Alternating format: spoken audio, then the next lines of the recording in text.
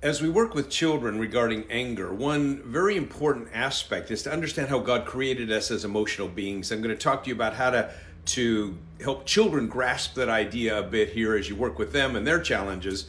I'm Dr. Scott Turansky. I wrote the book Good and Angry, Exchanging Frustration for Character in You and Your Kids, and you can find it at biblicalparenting.org. Here's what I say to kids.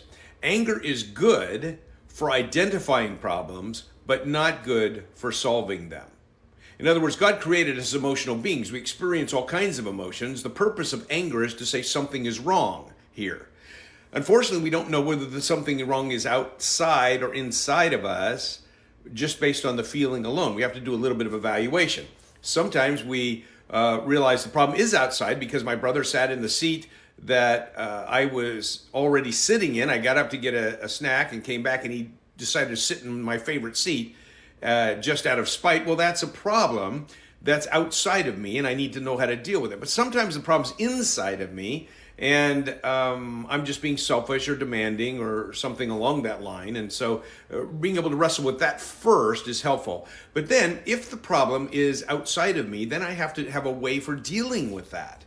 How do I confront someone or challenge them or get help? Or what am I going to do to manage this? But the first idea that we want children to grasp is this idea that anger is a good thing.